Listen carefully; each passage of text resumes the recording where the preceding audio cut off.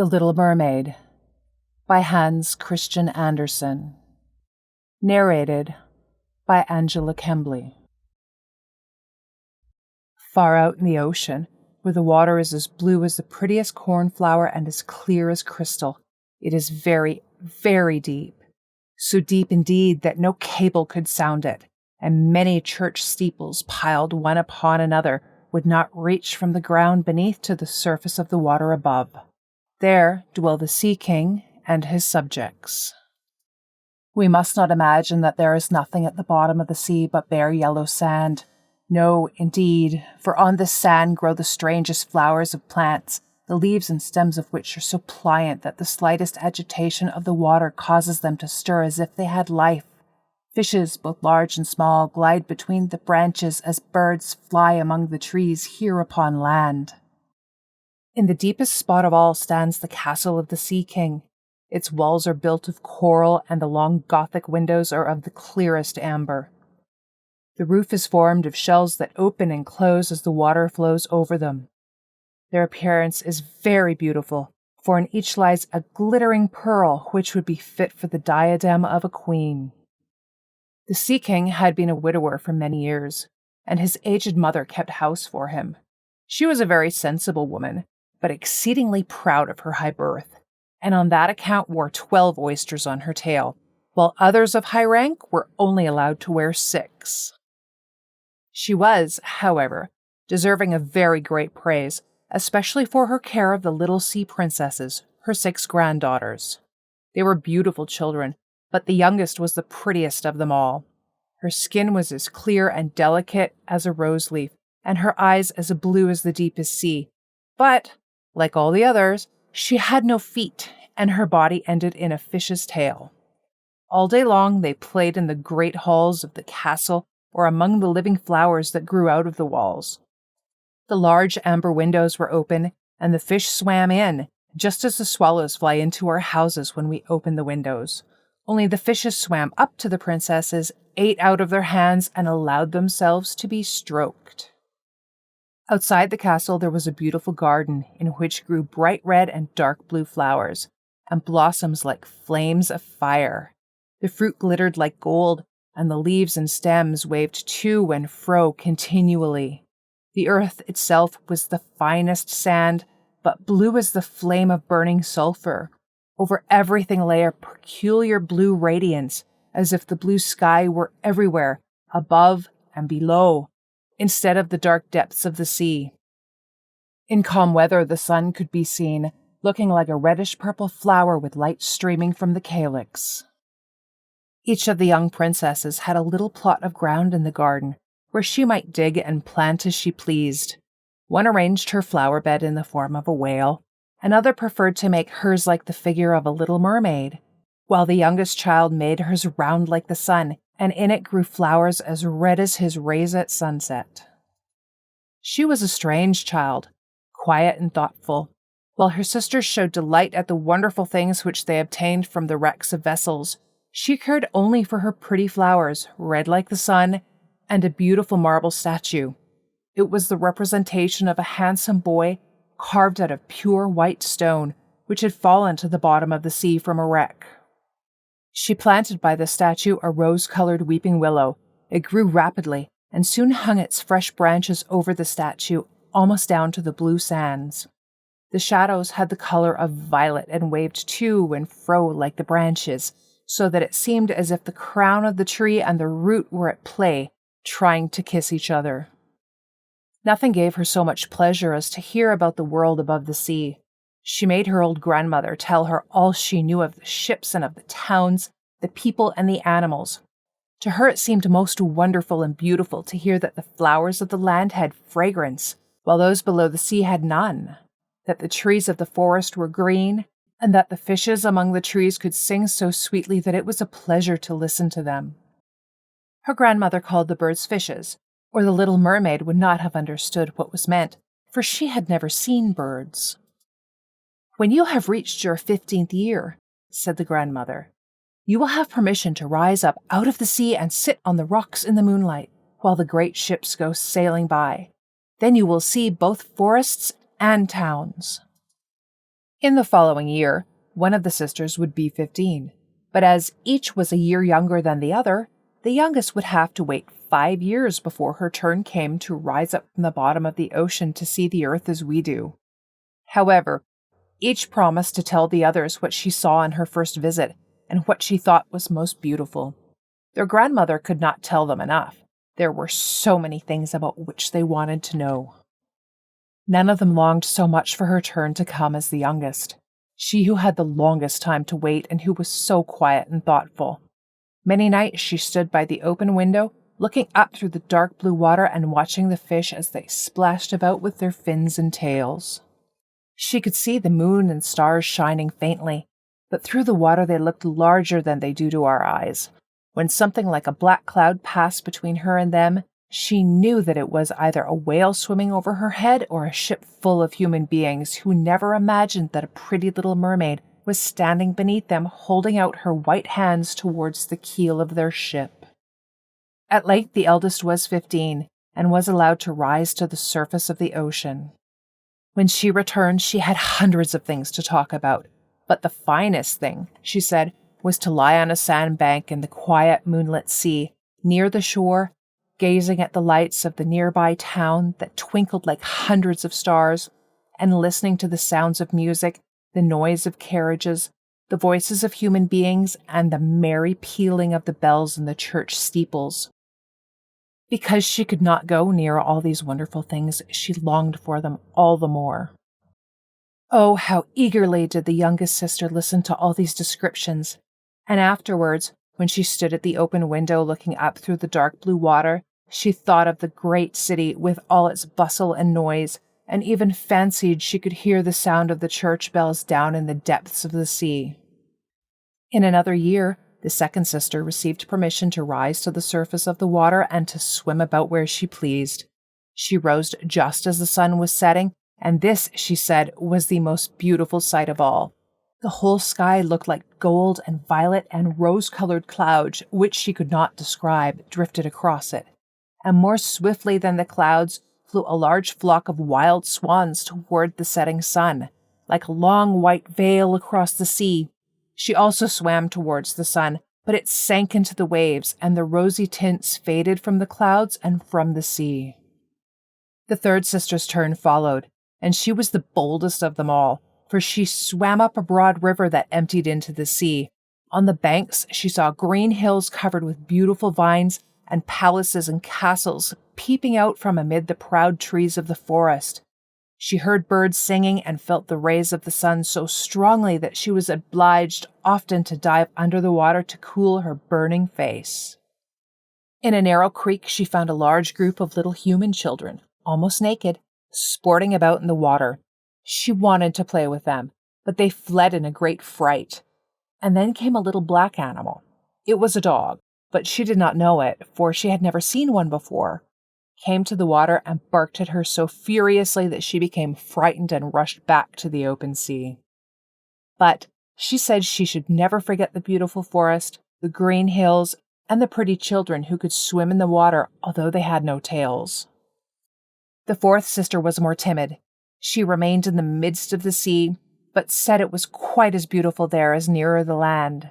She could see many miles around her, and the sky above looked like a bell of glass. She had seen the ships, but at such a great distance that they looked like seagulls. The dolphins sported in the waves, and the great whales spouted water from their nostrils till it seemed as if 100 fountains were playing in every direction. The fifth sister's birthday occurred in the winter, so when her turn came, she saw what the others had not seen the first time they went up. The sea looked quite green, and large icebergs were floating about, each like a pearl, she said, but larger and loftier than the churches built by men. They were of the most singular shapes and glittered like diamonds. She had seated herself on one of the largest and let the wind play with her long hair. She noticed that all the ships sailed past very rapidly, steering as far away as they could, as if they were afraid of the iceberg. Towards evening, as the sun went down, dark clouds covered the sky, the thunder rolled, and the flashes of lightning glowered red on the icebergs as they were tossed about by the heaving sea. On all the ships the sails were reefed with fear, and trembling, while she sat on the floating iceberg, calmly watching the lightning as it darted its forked flashes into the sea. Each of the sisters, when first she had permission to rise to the surface, was delighted with the new and beautiful sights. Now that they were grown-up girls and could go when they pleased, they had become quite indifferent about it. They soon wished themselves back again, and after a month had passed, they said it was much more beautiful down below and pleasanter to be at home. Yet often, in the evening hours, the 5 sisters would twine their arms about each other and rise to the surface together. Their voices were more charming than that of any human being, and before the approach of a storm, when they feared that a ship might be lost, they swam before the vessel, singing and chanting songs of the delights to be found in the depths of the sea and begging the voyagers not to fear if they sank to the bottom. But the sailors could not understand the song and thought it was the sighing of the storm. These things were never beautiful to them, for if the ship sank, the men were drowned and their dead bodies alone reached the palace of the Sea King. When the sisters rose arm in arm through the water, their youngest sister would stand quite alone, looking after them, ready to cry. Only, since mermaids have no tears, she suffered more acutely. "Oh, were I but 15 years old," she said, "I know that I shall love the world up there and all the people who live in it." At last, she reached her 15th year. "Well, now you are grown up," said the old dowager, her grandmother. "Come and let me adorn you like your sisters." And she placed in her hair a wreath of white lilies, of which every flower leaf was half a pearl. Then the old lady ordered 8 grand oysters to attach themselves to the tail of the princess to show her high rank. "But they hurt me so," said the little mermaid. "Yes, I know. Pride must suffer pain," replied the old lady. Oh, how gladly she would have shaken off all this grandeur and laid aside the heavy wreath. The red flowers in her own garden would have suited her much better, but she could not change herself, so she said farewell and rose as lightly as a bubble to the surface of the water. The sun had just set when she raised her head above the waves. The clouds were tinted with crimson and gold, and through the glimmering twilight beamed the evening star in all its beauty. The sea was calm, and the air mild and fresh. A large ship with 3 masts lay becalmed on the water. Only one sail was set, for not a breeze stirred, and the sailors sat idle on deck or amidst the rigging. There was music and song on board, and as darkness came on, 100 colored lanterns were lighted, as if the flags of all nations waved in the air. The little mermaid swam close to the cabin windows, and now and then, as the waves lifted her up, she could look in through the glass window panes and see a number of gaily dressed people. Among them, and the most beautiful of all, was a young prince with large black eyes. He was 16 years of age, and his birthday was being celebrated with great display. The sailors were dancing on deck, and when the prince came out of the cabin, more than 100 rockets rose in the air, making it as bright as day. The little mermaid was so startled that she dived under the water, and when she again stretched out her head, it looked as if all the stars of heaven were falling around her. She had never seen such fireworks before. Great suns spurted fire about, splendid fireflies flew into the blue air, and everything was reflected in the clear, calm sea beneath. The ship itself was so brightly illuminated that all the people, and even the smallest rope, could be distinctly seen. How handsome the young prince looked as he pressed his hands of all his guests and smiled at them, while the music resounded through the clear night air. It was very late, yet the little mermaid could not take her eyes from the ship or from the beautiful prince. The colored lanterns had been extinguished, no more rockets rose in the air, and the cannon had ceased firing.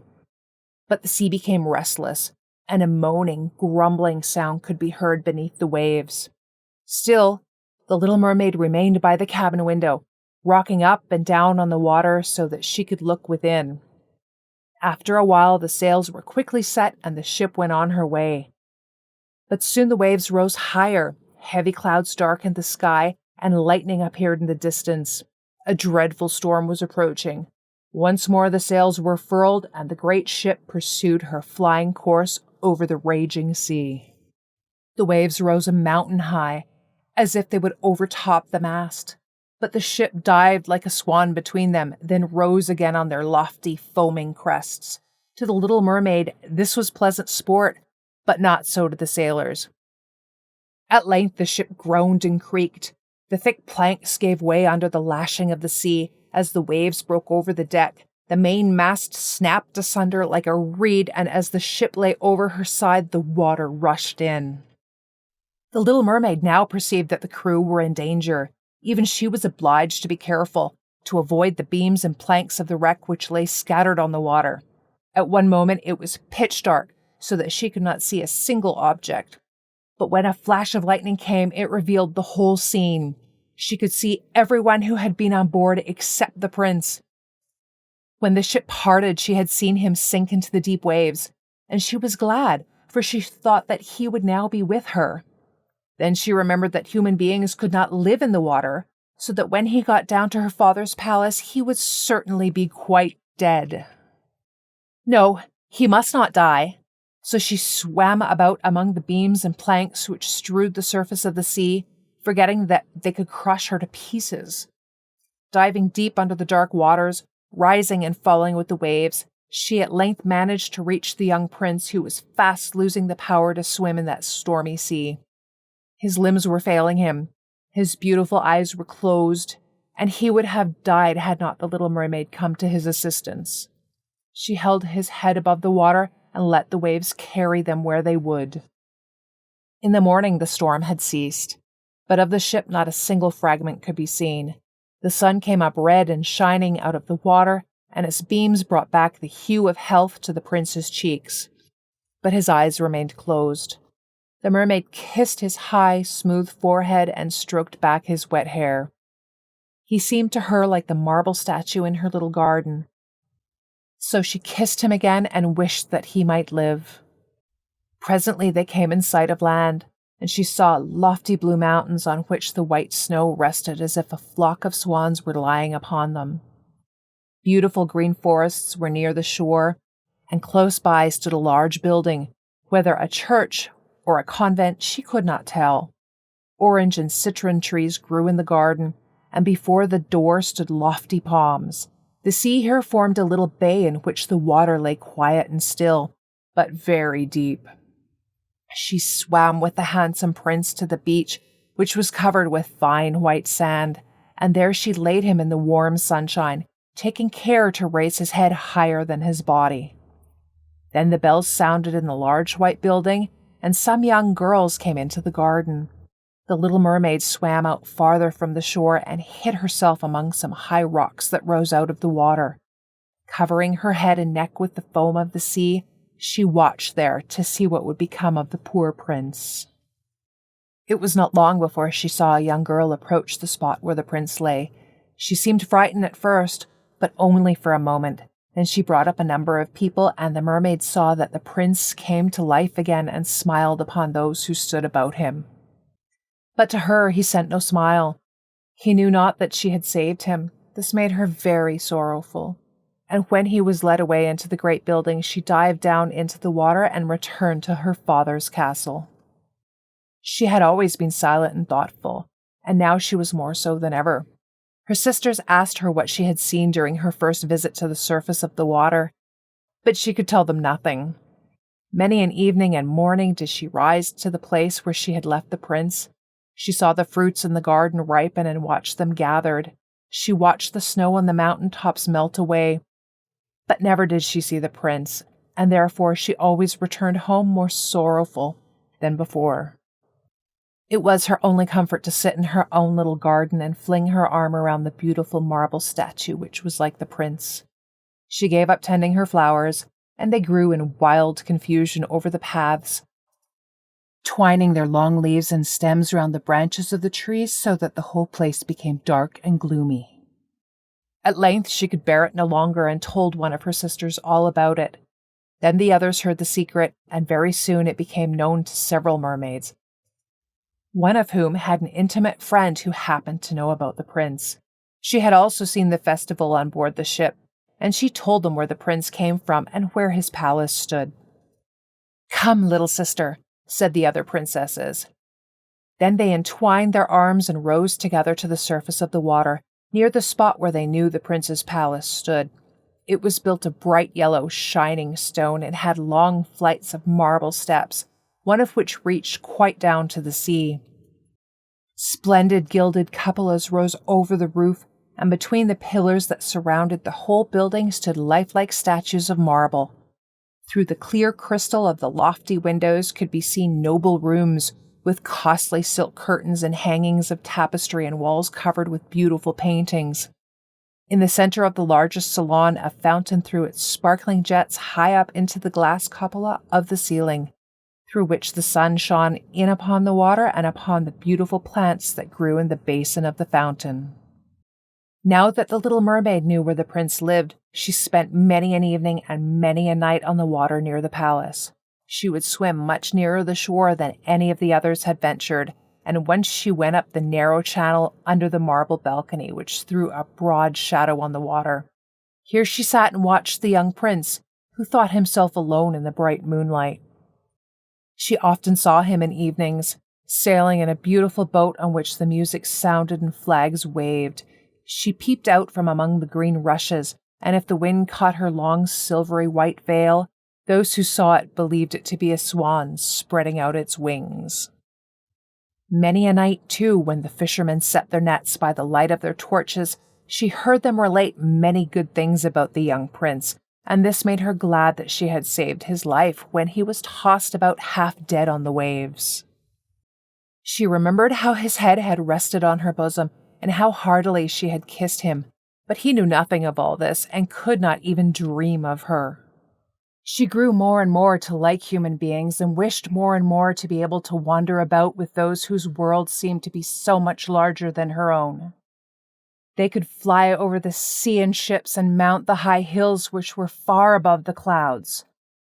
And the lands they possessed, their woods and their fields, stretched far away beyond the reach of her sight.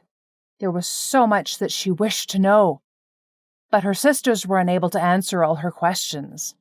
She then went to her old grandmother, who knew all about the upper world, which she rightly called the lands above the sea. "If human beings are not drowned," asked the little mermaid, "can they live forever? Do they never die as we do here in the sea?" "Yes," replied the old lady. "They must also die, and their term of life is even shorter than ours. We sometimes live for 300 years, but when we cease to exist here, we become only foam on the surface of the water and have not even a grave among those we love. We have not immortal souls. We shall never live again. Like the green seaweed, when once it has been cut off, we can never flourish more. Human beings, on the contrary, have souls which live forever, even after the body has been turned to dust. They rise up through the clear, pure air beyond the glittering stars. As we rise up out of the water and behold all the land of the earth, so do they rise to unknown and glorious regions which we shall never see." "Why have not we immortal souls?" asked the little mermaid mournfully. "I would gladly give all the hundreds of years that I have to live to be a human being only for one day, and to have the hope of knowing the happiness of that glorious world above the stars." "You must not think that," said the old woman. "We believe that we are much happier and much better off than human beings."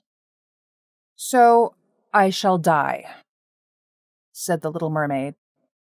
"And as the foam of the sea I shall be driven about, never again to hear the music of the waves or to see the pretty flowers or the red sun. Is there anything I can do to win an immortal soul?" "No," said the old woman.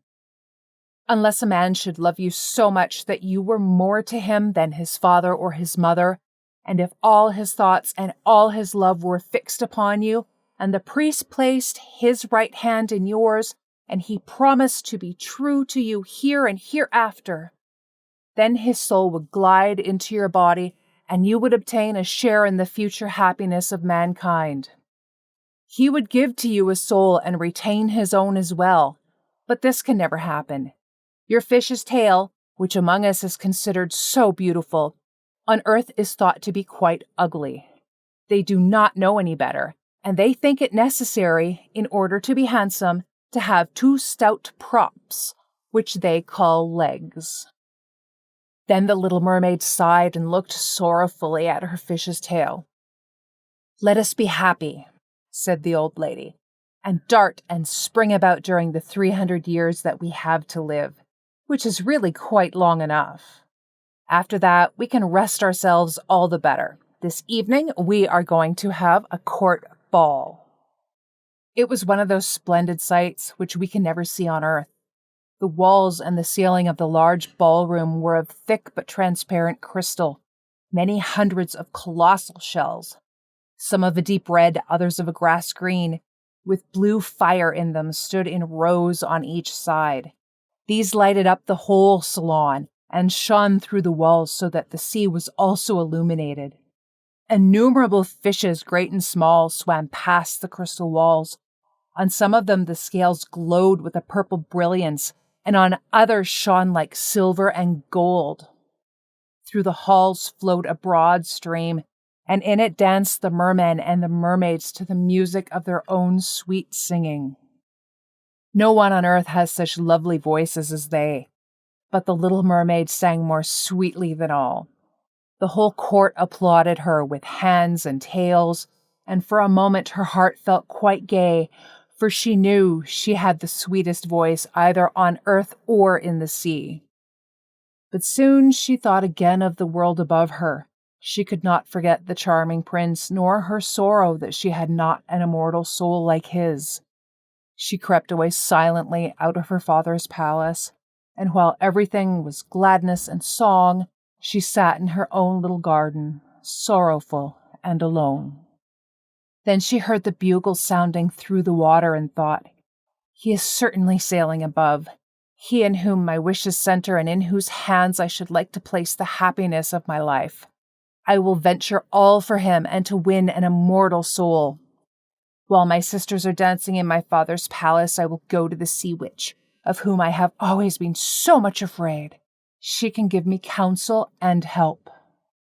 Then the little mermaid went out from her garden and took the road to the foaming whirlpools, behind which the sorceress lived. She had never been that way before. Neither flowers nor grass grew there.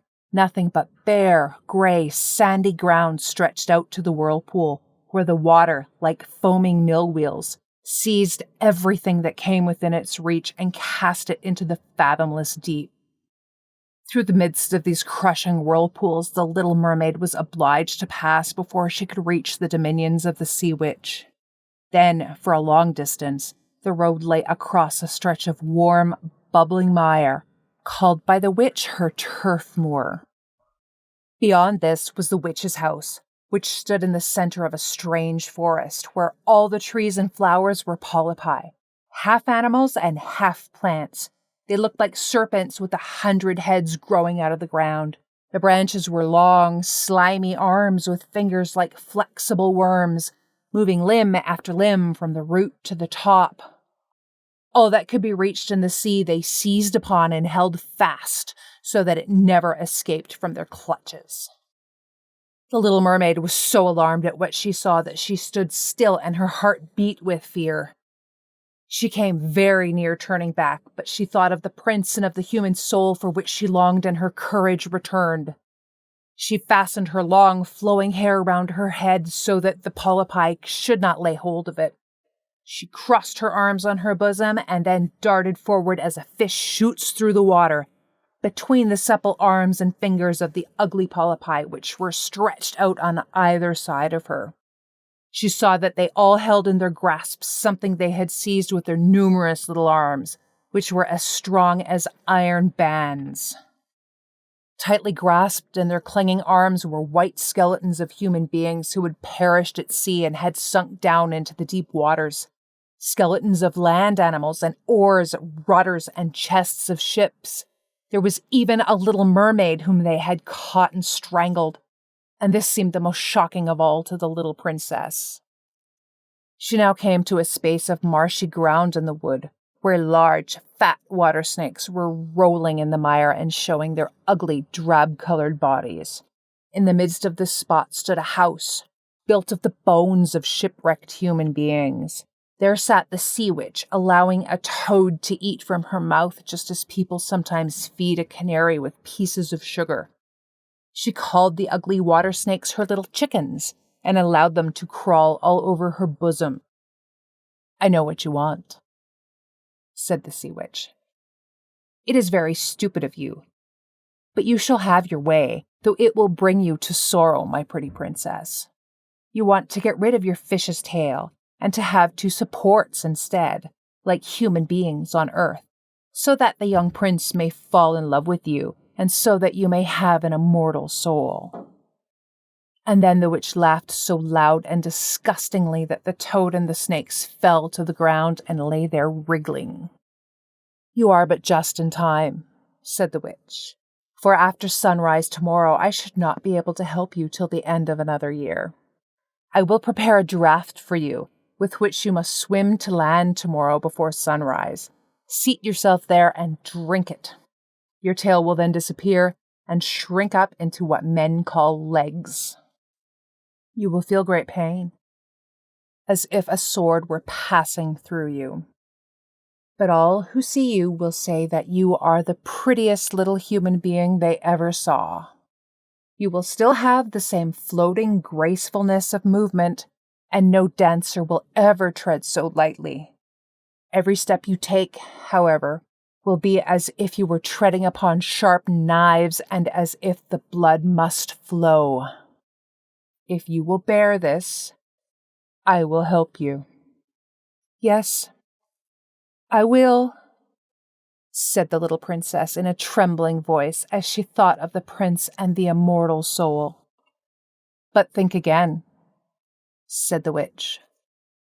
"For when once your shape has become like a human being, you can no more be a mermaid. You will never return through the water to your sisters or to your father's palace again.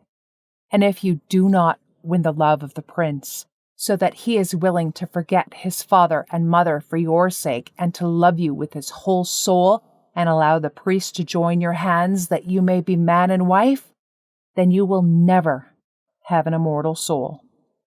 The first morning after he marries another, your heart will break, and you will become foam on the crest of the waves." "I will do it," said the little mermaid, and she became pale as death. "But I must be paid also," said the witch, "and it is not a trifle that I ask. You have the sweetest voice of any who dwell here in the depths of the sea, and you believe that you will be able to charm the prince with it. But this voice you must give to me.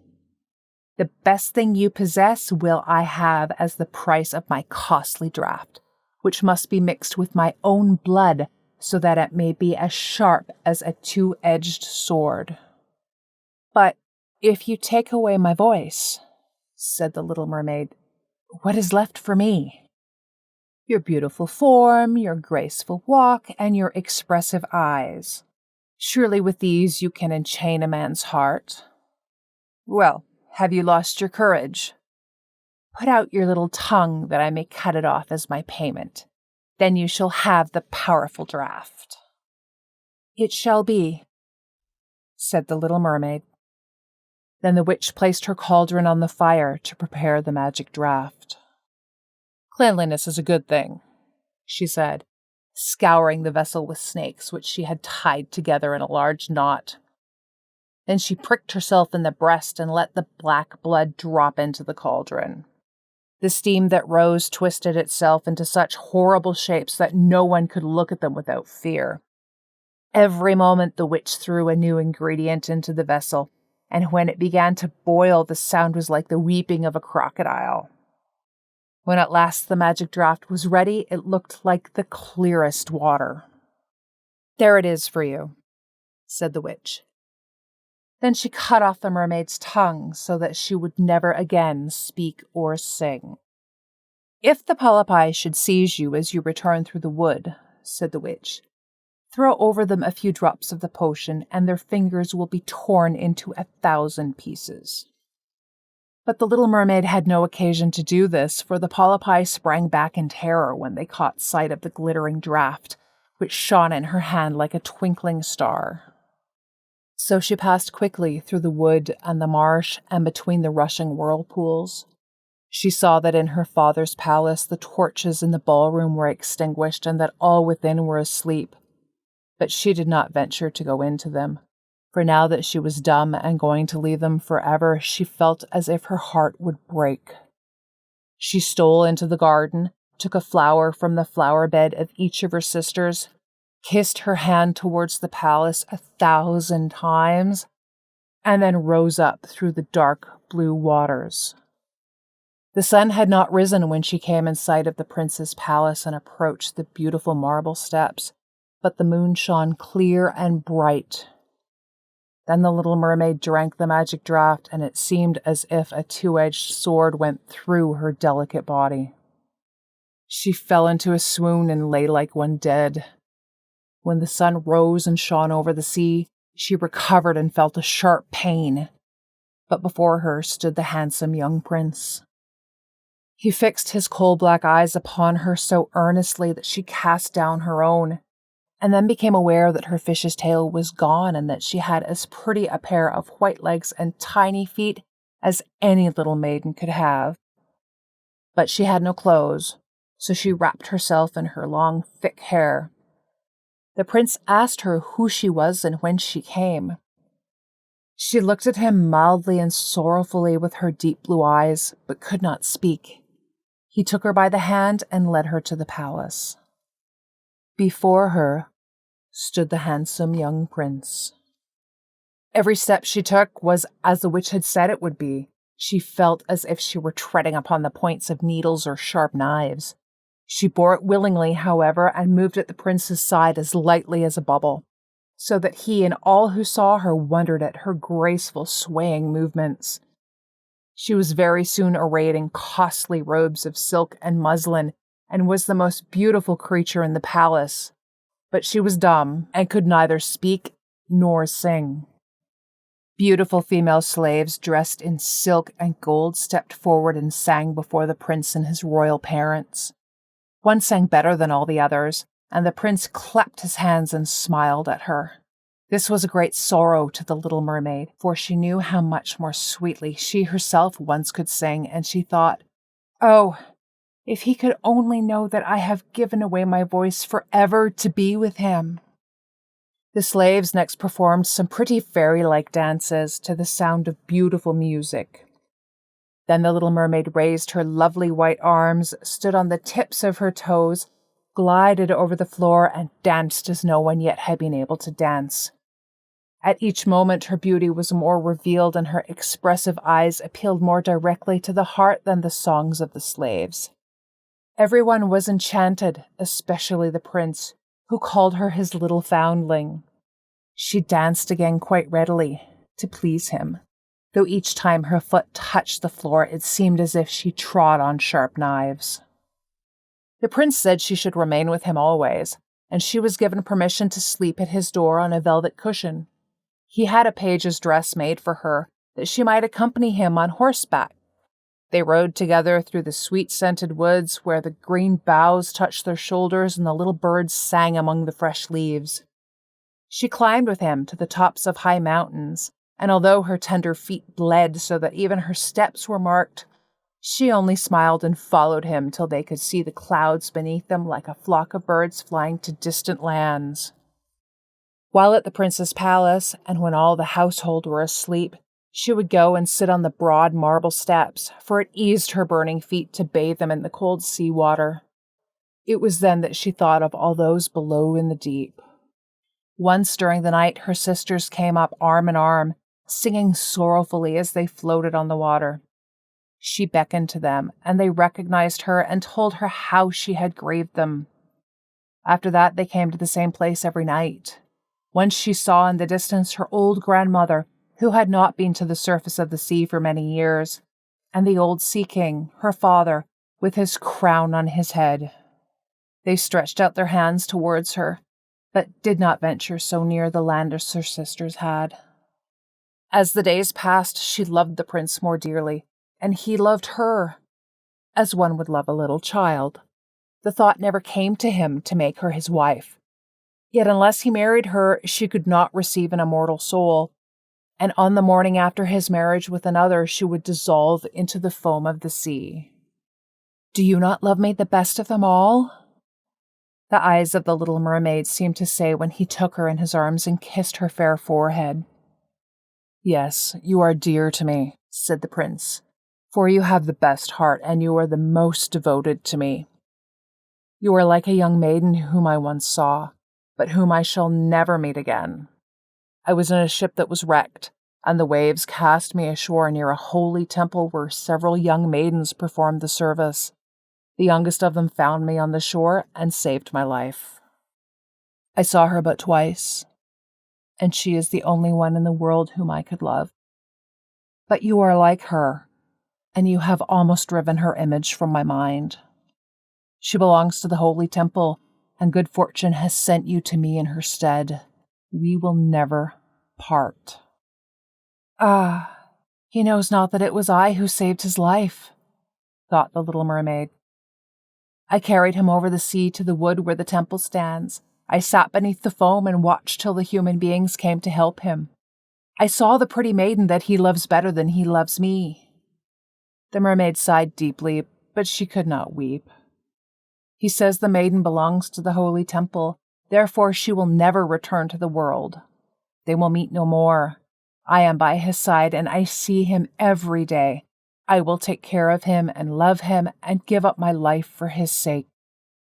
Very soon it was said that the prince was to marry and that the beautiful daughter of a neighboring king would be his wife, for a fine ship was being fitted out.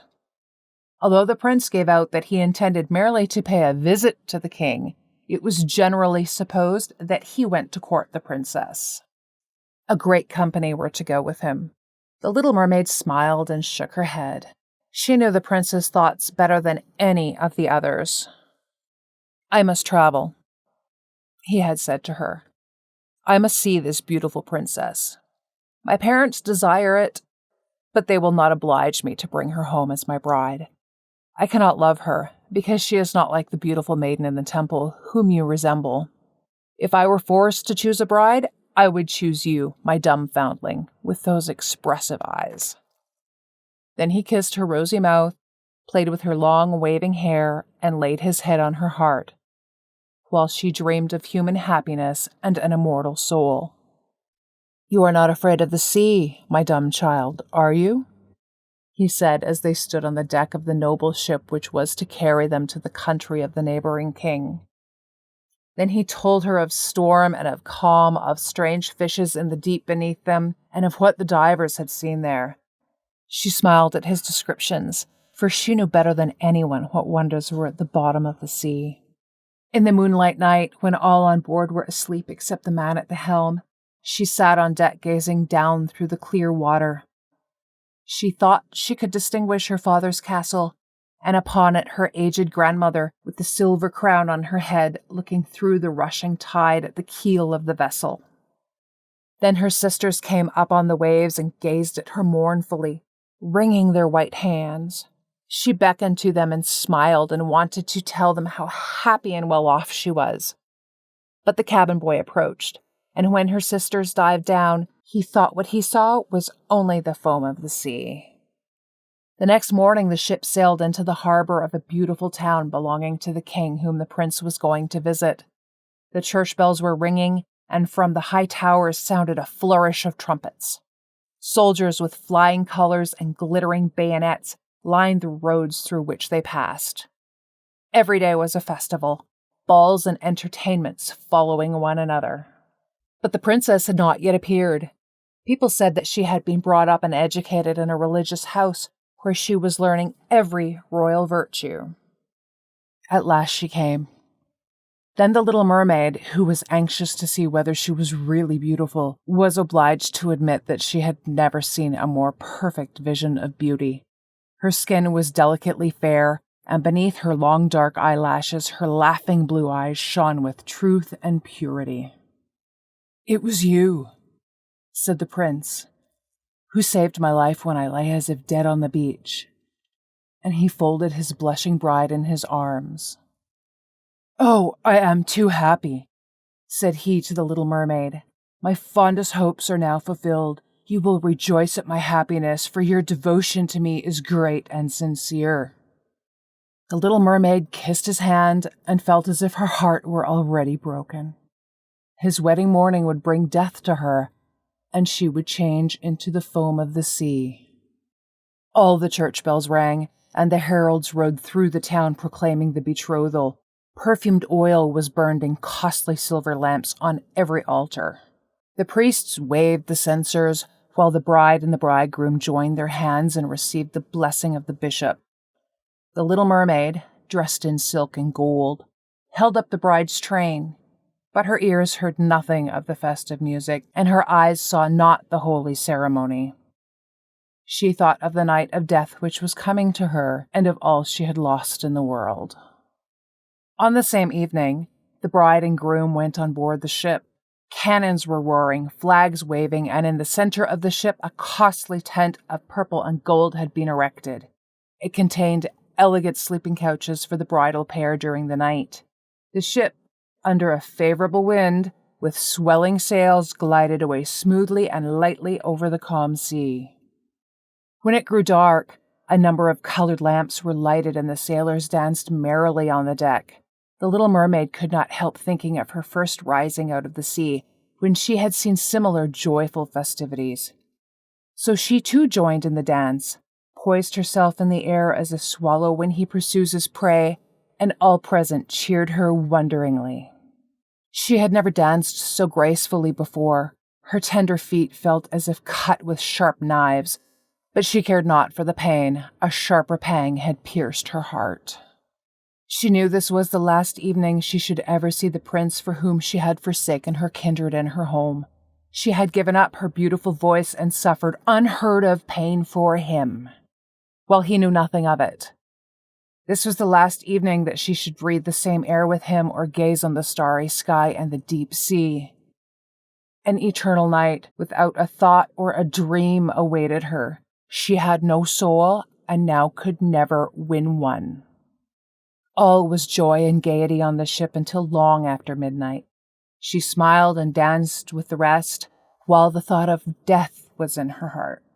The prince kissed his beautiful bride, and she played with his raven hair till they went arm in arm to rest in the sumptuous tent. Then all became still on board the ship, and only the pilot, who stood at the helm, was awake. The little mermaid leaned her white arms on the edge of the vessel and looked towards the east for the first blush of morning, for that first ray of the dawn, which was to be her death. She saw her sisters rising out of the flood. They were as pale as she, but their beautiful hair no longer waved in the wind. It had been cut off. "We have given our hair to the witch," said they, "to obtain help for you, that you may not die tonight. She has given us a knife. See, it is very sharp. Before the sun rises, you must plunge it into the heart of the prince. When the warm blood falls upon your feet, they will grow together again into a fish's tail, and you will once more be a mermaid, and can return to us to live out your 300 years before you are changed into the salt sea foam. Haste then! Either he or you must die before sunrise. Our old grandmother mourns so for you that her white hair is falling, as ours fell underneath the witch's scissors. Kill the prince and come back. Hasten!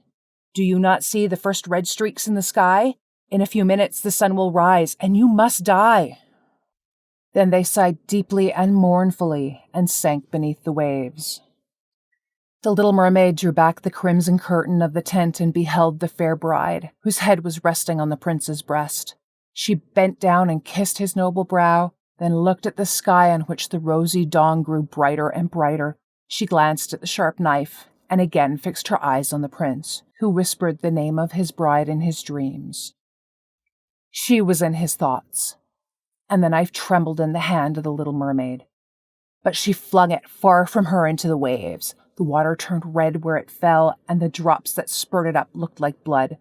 She cast one more lingering, half-fainting glance at the prince, then threw herself from the ship into the sea and felt her body dissolving into foam.